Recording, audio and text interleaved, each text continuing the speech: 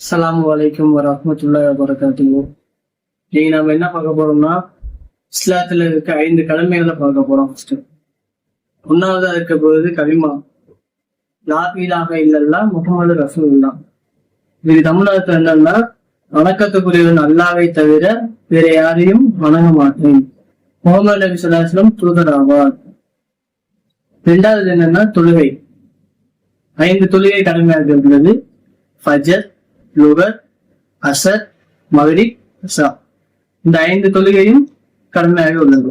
மூன்றாவது, அதை நீங்க பார்த்திருப்பீங்க, 30 நோன்பு வச்சிருப்பாங்க. நீங்க 30 நோன்பு கடமையாக்கப்பட்டது. நான்காவது பாத்தீங்கன்னா ஜக்காத்து. நம்மளிடம் இருக்க பொருளாதாரத்தை பிறரிடம் கொடுத்து உதவணும். நம்ம ஒரு நல்ல ஒரு பொருளாதாரத்துல இருந்தா அல்லாஹ் நமக்கு ரஹ்மத்தை கொடுத்து இருக்கிறான் என்றால் நம்ம பிறருக்கு கொடுத்து உதவணும். 5வது பாத்தீங்கன்னா ஹஜ்ஜு, உமராக்கு போறது.